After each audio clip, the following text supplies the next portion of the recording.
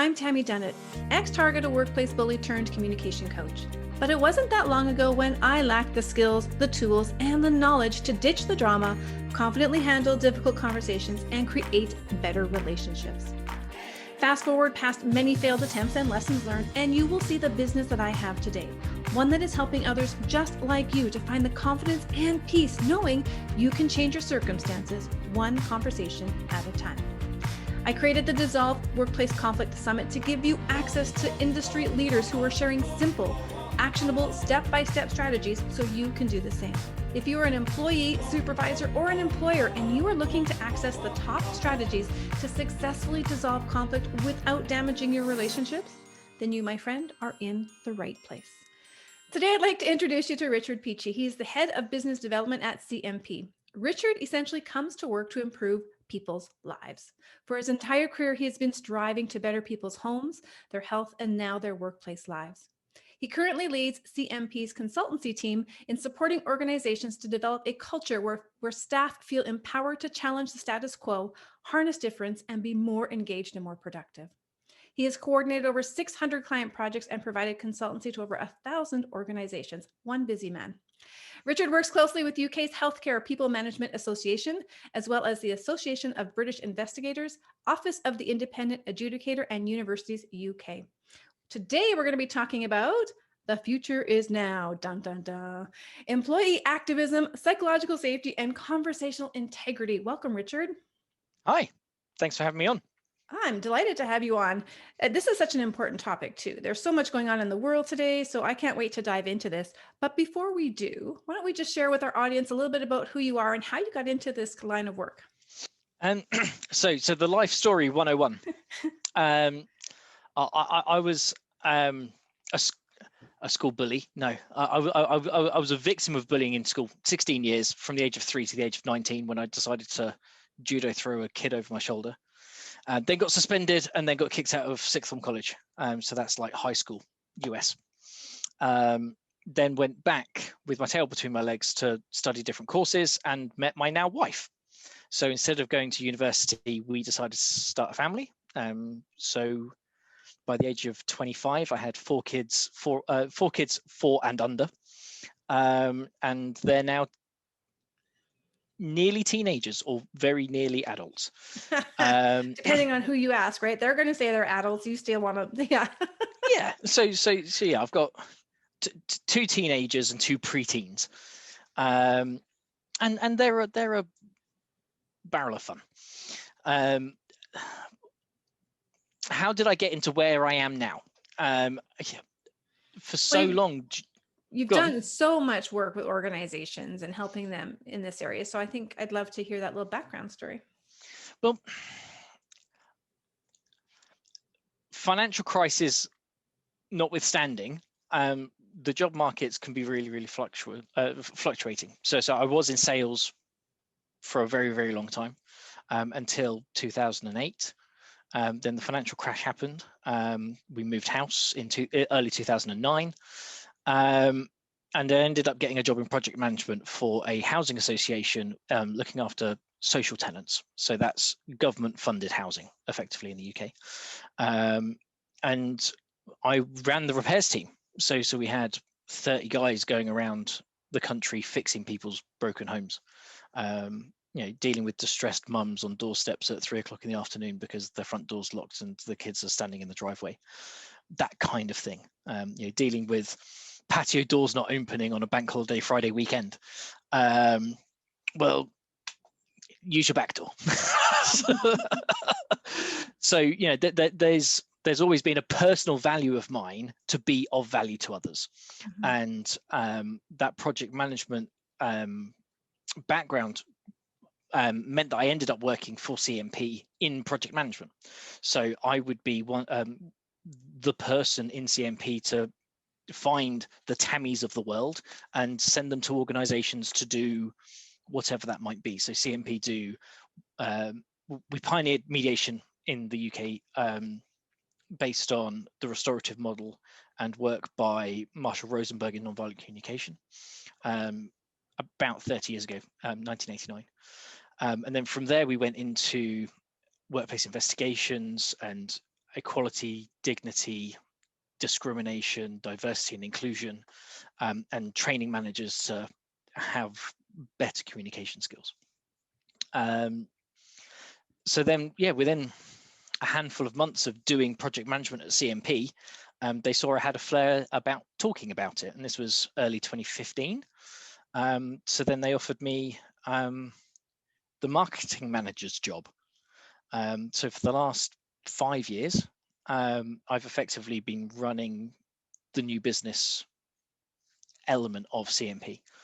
And across that time, I've spent endless hours, days, weeks, months consulting with organizations, typically HR and legal, sometimes operations, about conflict that's going on at work. So that might be poor performing teams or really important individuals falling out, who the higher up the hierarchy you get, the greater the cost of their conflict. So that's typically where we get called in to say, it's dark and dingy. We've got dirty laundry. Can you help us get out of the spot that we're in? That's really interesting. It's interesting. It feels like almost a full circle moment, like from your early childhood experience to how you're actually helping people become leaders in this space. And when you mentioned human resources leaders, let's talk about that, because I know that human resources is a difficult job. They wear many hats, and they're probably facing a lot of different challenges right now at the moment. How would you describe the current people agenda, for example, in organizations? So COVID is a really big topic. Especially in the UK, with so many industries being shut down, that HR are lawyers, accountants, people problem solvers, party planners, and everything else. So a lot of them have this whole passion to look after their people, and the uncertainty of COVID is definitely hitting people's resilience.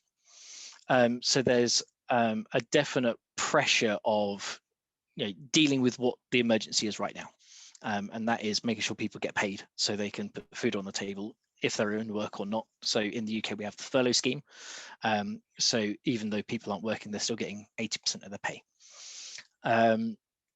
And the other half of that conversation is the organizations who have the resource wanting to plan for the future. And thinking, well, actually, we've been really hard hit over the last year. How do we look after our people better? How do we make sure that they are in the best position they can be to do their jobs? Because as HR, it's our job to look after the people. And then you've got this other lens. So probably since 2018, definitely since 2016, there is a greater groundswell of people who are speaking out. And that might be sexual harassment on campus, that might be Me Too, that might be Black Lives Matter, violence against women. And in the UK in the last 2 weeks, there's been a lot of strong feelings, anger, frustration in the line of law enforcement, police brutality, violence against women, and how all of that melds. Our MD today published a blog on Meghan Markle and Prince Harry's relationship with their family, and how similar that is to a workplace scenario. To actually say, some people who are in highly respected, highly stressful positions, when they call for help, how that is responded to is very damaging if not held correctly. And it's very similar to employees speaking up, and that's why the title with employee activism. More and more regularly we have people who are more aware of social injustices, who want to speak out about that. In a very short sentence. No, that's really fascinating, actually. Kind of talking, bringing in the royal family very public, family issues right now, and drawing a correlation to like, this is very similar to what happens in workplaces. I mean, we spend so much time together that we are really much a secondary family. So what is it that they're seeing in the organization? So drawing that parallel, but actually talking about what's showing up in the organization. You mentioned that more people are speaking up, but how does this connect with HR and the leaders? So there's a couple of angles there. So the first piece I would say is organizations trying to be woke. So they have all of this passion about whatever topic is being talked about. And in the UK, race relations have never been as stressful in recent memory as they have been in the last year.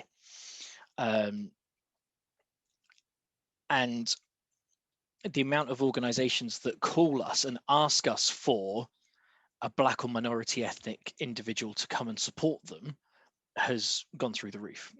Nearly every other inquiry is, do you have somebody who's not white who can help us with this? Which has its own challenges. And I don't think this forum's the right forum to get into that. So I definitely think that there is a sense that organizations are either very cautious of how to respond to people speaking up, and that's why they're taking precautionary measures like trying to remove the perception of racial bias in their work. And other organizations are trying to be proactive about it. This is really topical for us right now. Why don't we go and run X, Y, and Z? So we're doing a lot of work with multinational technology firms who are running sessions every 6 or 8 weeks on women in leadership, on invisible disabilities. So there is more and more work in raising awareness of all of these inequities. So that's one angle. And the other is organizationally, culturally, and from the government's perspective, what we do about that. How do we record what's going on? How do we have data, evidence to base our decisions on? So in the UK a couple of years ago, they brought into law that organizations over, I think it's 250 employees, have to report on their gender pay gap. But the report itself isn't very helpful because it looks at average earnings by gender. So for example, if you've got one man in an organization and 9 women, and the one man earns more on average than the women, then there's a gender pay gap in favor of the man. But it might be, for example, that he's paid 10% more because he's the managing director of the whole business, and 8 of those 9 staff are clerical staff who typically get paid less than half of what an MD gets paid. So it isn't necessarily directly proportional, and you're comparing part-time roles with full-time roles and different levels of an organization. So it's not as clear as it could be, or as helpful as it could be. And then we've got the ethnicity pay gap, which is big news in the US, with Hispanics and Black workers, depending on the metric, getting paid less than Asian workers. So in the UK, we have a Chartered Institute for HR, the CIPD, and they're doing a lot of work on those types of metrics to work with organizations to not only do their statutory reporting, but look deeper at the data and how they get that. So then they can actually have some metric as to the way forward. And this sounds like, and it's needed, it sounds like, as I'm listening to you describe it, being awoken, this is foundational. Like the foundation's cracking, we got to repair it. This is massive. This isn't like a one and done, we're going to fix it overnight. I would imagine that some organizations, I mean, the status quo has been good, everything has been working. All of a sudden people are upset. So I don't want to change anything. They might feel a little bit threatened by this. So how do you work with those? So I'm going to steal a line from Robin DiAngelo's TED Talk. I think it was a TED. it might have been one of her college sessions. For people who expect 100%, 98% feels oppressive.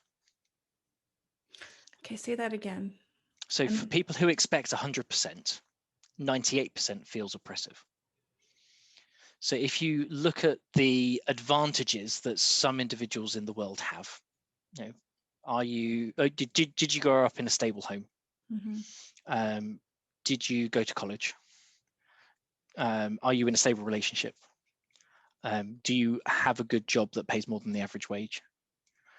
Et cetera, et cetera, et cetera.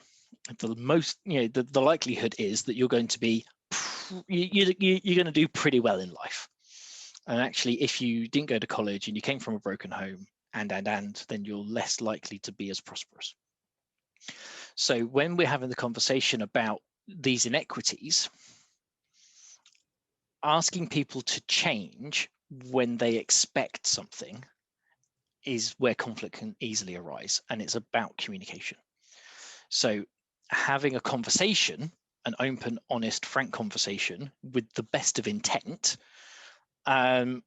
is the easiest way to get you there. So actually having a conversation to say, in the UK, something like 60% of women experience sexual harassment or sexual abuse in their lifetime.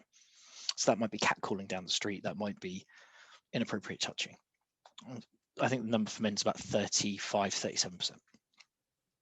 Okay, so what we're going to do is we're going to ask men to be more mindful about their actions around women.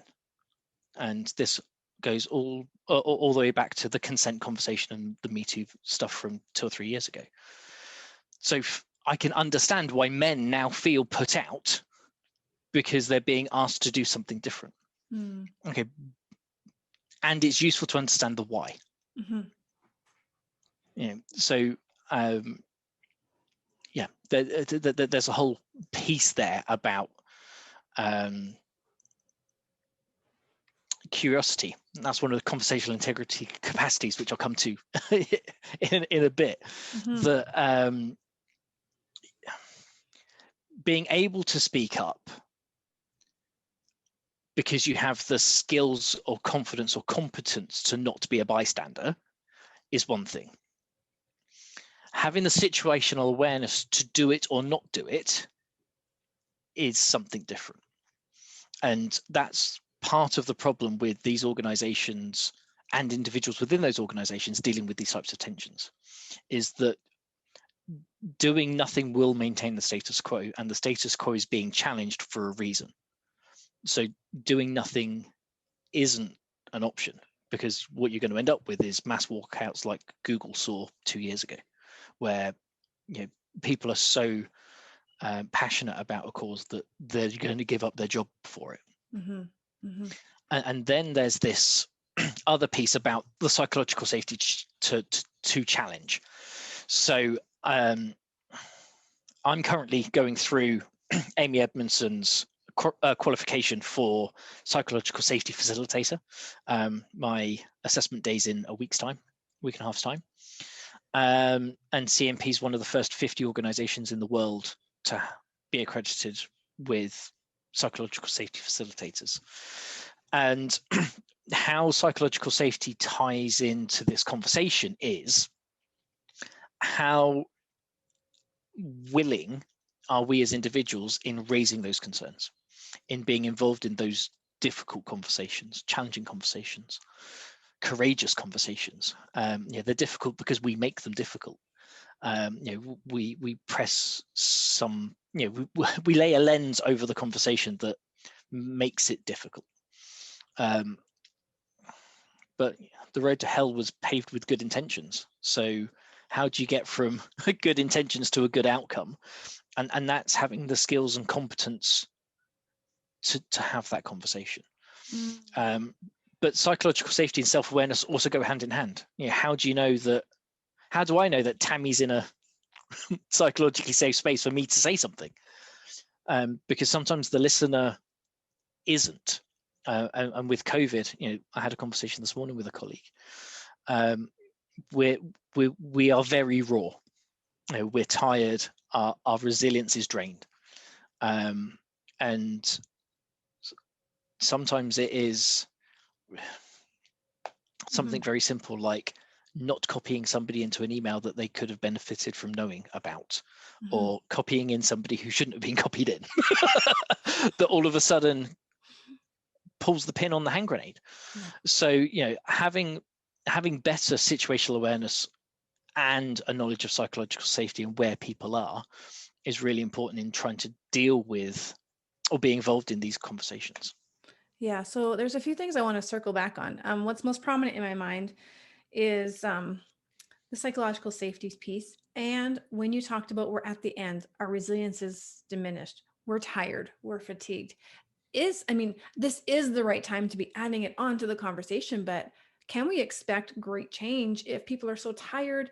There has to be a level of self-awareness and commitment to this process to stop and think before you talk. And now we're going to tell them, hey, wait, like going back to the sexual harassment for women and men, and asking men to change, those who need to be aware of their behaviors. Nobody wants to look at themselves. Nobody wants to say, this is how I was raised. This is what I know. This is real. And now I have to doubt everything. And we're going to do that at the end of a pandemic when people are tired. Well, so I'll do the resilience one first, because it's probably a shorter answer from me. Okay. because I'm not a well-being mindfulness expert, but I have a view.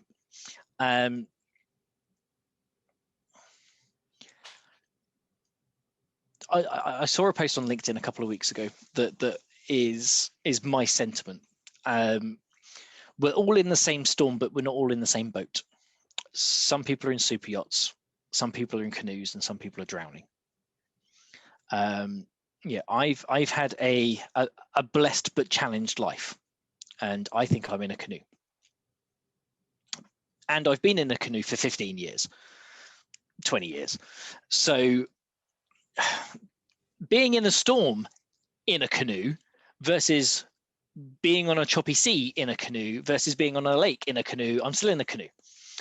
So my sentiment with my colleagues and people I work with is, well, actually, I'm probably as resilient as I was before the first lockdown a year ago. I've had, half of my life has been a challenge. I know how to deal with that. And actually, I'm probably more empathetic and more compassionate now than I was 2 years ago, because of the self-work that I'm doing. So I definitely think that some people have shrunk the size of their boats in the last year. That some people who were comfortable, who weren't lonely, who had good prospects, are now falling out of their canoes, because their jobs evaporated underneath them because of the pandemic, or because their relationships have fallen apart, because after spending 12 months locked in a room with somebody, you certainly find out if you like them the way that you used to. So I can understand and empathize with all of that change that's going on, and why people are raw, or more raw than they used to be. The whole conversation about self-work and self-improvement, I'm not going to make this political. And I think that people on the left side of the spectrum are more into self-work, and people on the right are more used to pulling themselves up by the bootstraps, because that's the way they were brought up. I was brought up to be an independent person. My parents put me, my parents gave me up at the age of 4.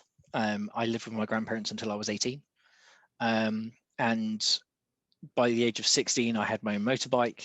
I was left to get on with it. At 16, I had my first job. So for me, it wasn't surprising that I didn't go to university, because, well, no one in my family ever had, because work was the way. Subsequently, I've gone and done distance learning, and I'm hopefully looking at doing a MBA in the next couple of years remotely.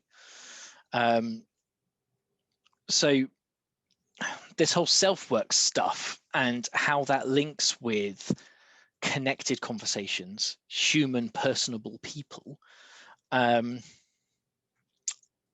can see the dichotomy. I can see those typically cis white male, middle-aged, middle class, who get away with behaviors that are less than favorable because society lets them get away with it. And those individuals who also so the people at the other side of the scale who are more self-confident, have a higher value of self-worth, tend to also come from affluent backgrounds. It's just my framing. I have an executive coach and mentor, and the first thing I said is I find it really hard to listen to people who are talking from privilege. You went to university, you've spent 15 years in the armed forces, you got through the ranks, and you're financially independent now, and that's great. But I didn't start where you started. Mm-hmm.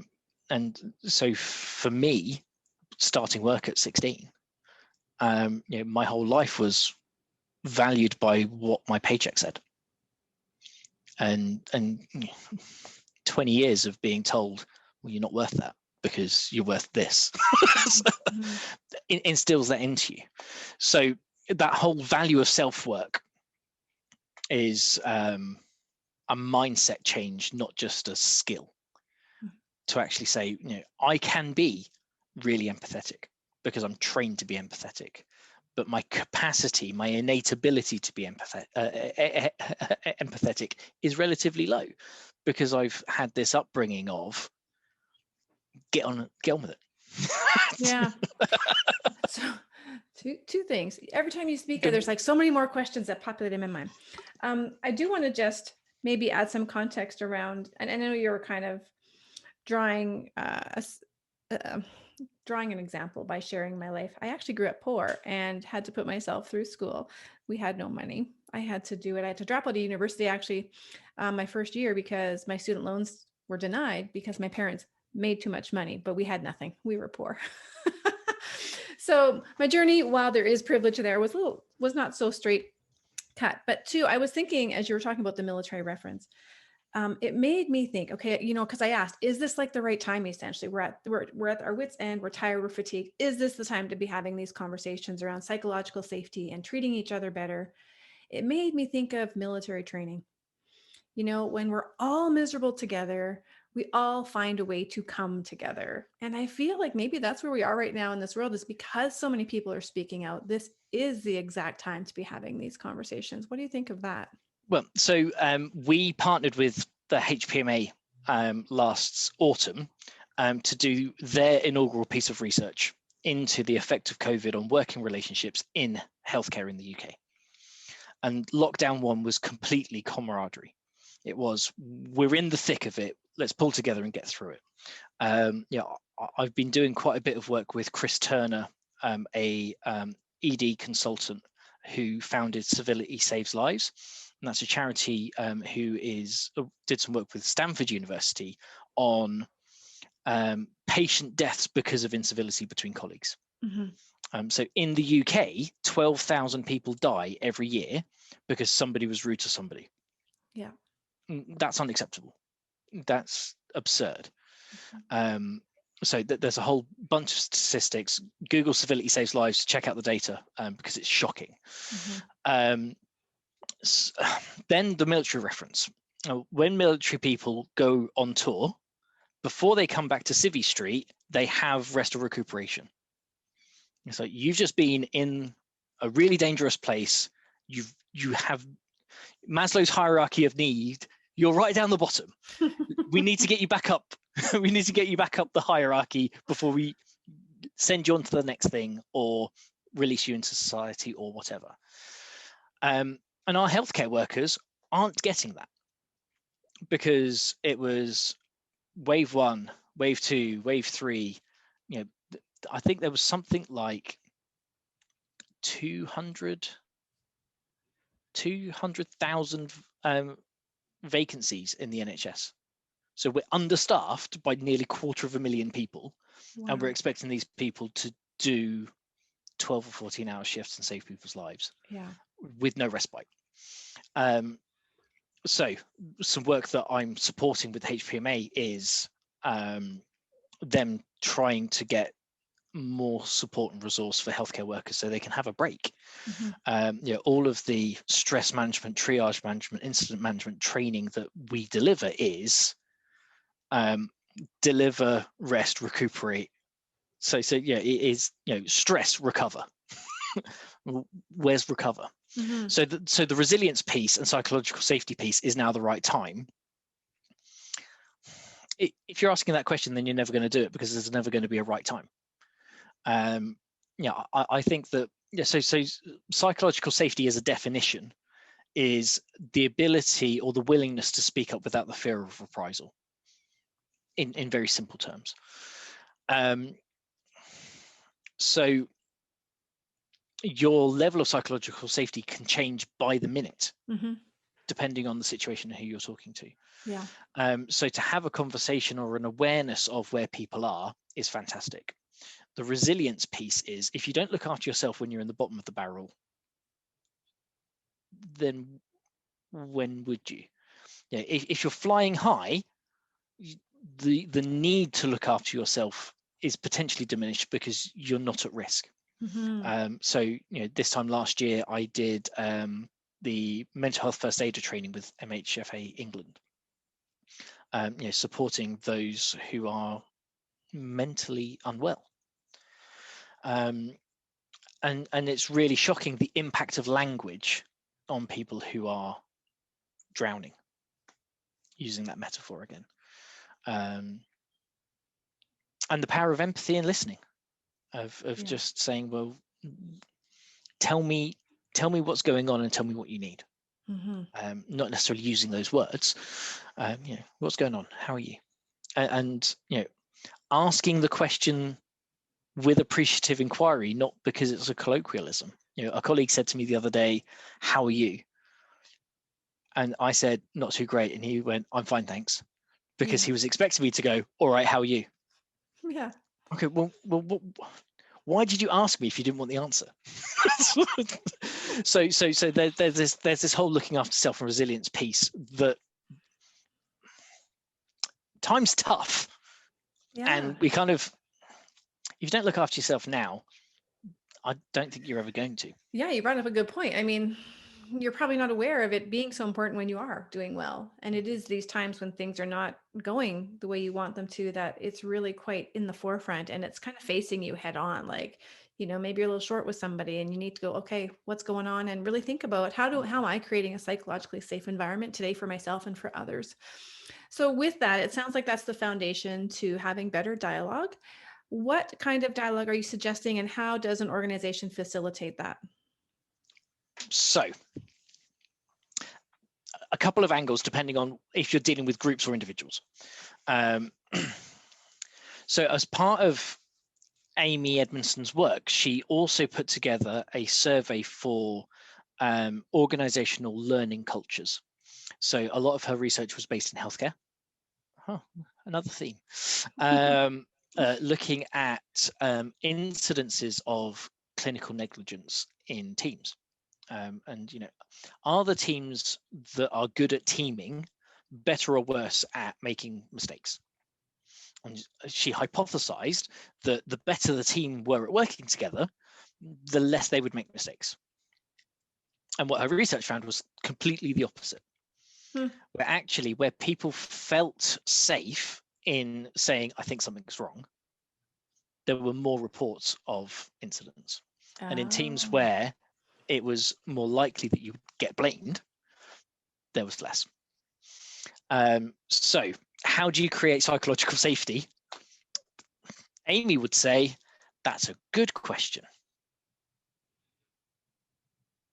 And leave it at that. because it's a really hard thing to do. So if you think of psychological safety as a percentage scale, if you're scoring 100%, you're lying to yourself. looking at the data, the median point is about 60, 65. And the bottom 25% is up to 50. So actually, if you think of everybody in the world, the vast majority of us are massively psychologically unsafe. And actually, it's only the top 10% that are over 80. So how do you create an atmosphere where people can speak up? And this comes back to the integrity conversation, is having organizations that listen organizationally. And what that actually means is leaders listening and then doing something about it, acting on what's being said. So for dealing with groups, that's pretty much where it is. If you walk the talk, you will build trust. And that trust is another way of saying you've got good psychological safety. On an individual level, it's much more complex because everybody's starting at a different place on that percentage scale. If you're dealing with a team of 4 people and something goes wrong, and you bring all 4 of them together and go, I need to do this. As a team, this is the direction we need to go. We need to get on with it. Go. And if somebody has a different idea or has a question about it, and they don't have the trust and confidence or courage to speak up, they won't. So if you read reading list, Amy Edmondson's The Fearless Organization is full of examples where people didn't feel that they could speak up. Sitting there going, people died because of something that I knew about 2 days ago. And I didn't want to speak up because I thought I wouldn't be listened to. I thought I'd be humiliated. I thought I'd be shouted out of the room. And that fear has had a massive impact. So this is where CMP are linking that to conversational integrity. So we had a change of senior management 5 years ago, and the new managing director turned around to me, because I was running marketing, and said, what does CMP do? And depending on how PG this recording is, we train people not to be dicks at work. We train managers to deal with them where they are. We train HR to support managers to deal with them. And we do it for HR when HR can't. In a very simple, friendly, informal way, that's what CMP does. Okay, well, how do we do that? Okay, well, we use mediation soft skills. Okay, well, what are mediation soft skills? Curiosity, empathy, the skill of reflective listening, being able to read people and know when to challenge and when not to, and being able to understand ourselves and our own implicit biases and prejudices, and when we should be challenging ourselves to do other things. Okay, that's really cool. Now, how can we market that? so we turned to our head of mediation, Patrick, and we said, right, mediation soft skills, can you make it into a thing? And he came back with conversational intelligence that we then rebranded to integrity because of Judith E. Glazer's book, Conversational Intelligence, another book on the reading list. Which it's a bit like emotional intelligence, but is based in behaviors. So the ability to be empathetic and curious. So that's looking at the Buddhist methodology of beginner's mind. If you enter every situation with the intent to understand, then the chances of conflict are negligible because you're not going in there to challenge, you're going in there to understand. Yeah. Then you've got that reflective listening skill. So in common vernacular, that is summarizing, reframing, and active listening. So what I heard you say was, can I just get that right? And you can use that all over the place to challenge, to gain clarity, to show empathy.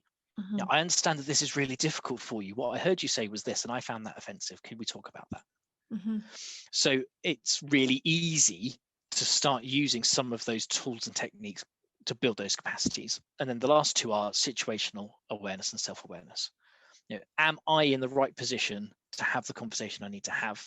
And are they in the right position to have the conversation I need to have with them? And is this the right location? Should I be in the room with Tammy rather than over video conference? Should it be a video call, not a voice call? Does it have to be today? Can it be next Tuesday when I know that you're not doing something that you're doing right now that's really important to you?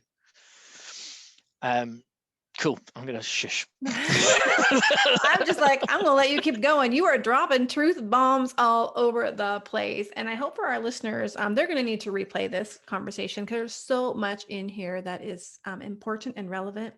But that last 5-minute riff of yours, you just dropped a lot of skills and ideas, and you even put words that they could use so that they can help dissolve the conflict and start to understand what's going on between us to help to dissolve the conflict, ditch the drama, create better relationships. That's the whole thing. Absolutely. Okay, now you are going to offer our audience a free resource, the Professional Workplace Mediation Training. Can you talk to us a little bit about that? So CMP pioneered workplace mediation in the UK, as mentioned earlier. And we train about 1,000 mediators a year in the skill of being the impartial third party to help other people deal with their conflicts. Another truth bomb: people who train people to deal with conflict sometimes aren't very good at dealing with their own conflict. Totally. It's just like a plumber's house is never plumbed. I grew up, my dad was a plumber. So a cobbler's children always have bad footwear. It's just the way.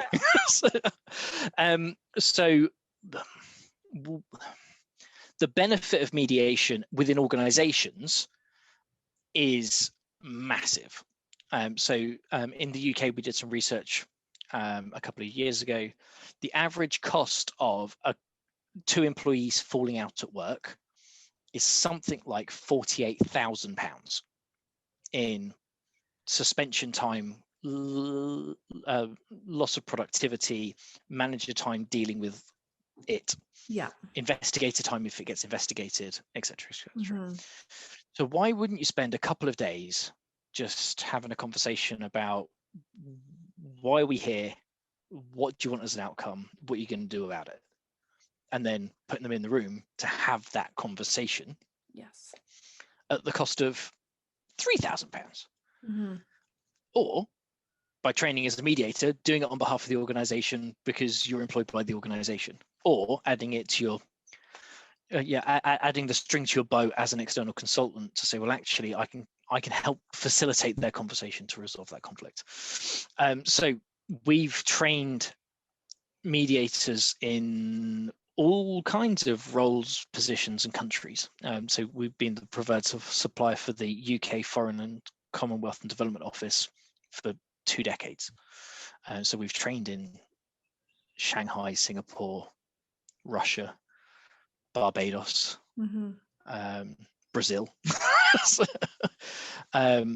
and train people in the UN. We're currently talking to the European Commission. So 3 times a year, we run that course for organizations who only want to train 1 or 2 people, or for solo practitioners who want to upskill. And the course costs about $3,000.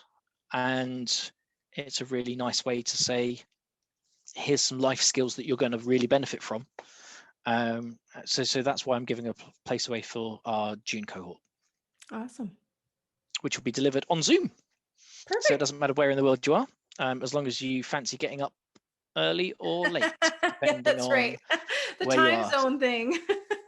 Well, so we've just finished a cohort yesterday, and one of the delegates was from Kazakhstan, which is 3 hours difference, 6 hours difference.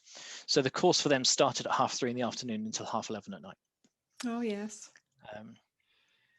That's brilliant. They seem to enjoy it. Yeah. Well, when people are motivated, they will do things that they need to do. So I appreciate you spending your time with us today. You've given us a lot of great things to consider. We've talked about a lot of different things in the workplace, the current challenges, and I think you've brought some wonderful things to the conversation. Awesome. Thanks very much, Tammy. Awesome. And that's an official wrap on this session of the Dissolve Workplace Conflict Summit Speaker Series. Now be sure to connect with your favorite speakers by clicking on the link below and taking advantage of the free resources that they are sharing with you so that you can dissolve your conflict without damaging your relationships. Now be sure to head on over into the Facebook group Dissolving Workplace Conflict and give us your favorite takeaways from today's session using the hashtag Dissolve Workplace Conflict. I can't wait to see what you've learned.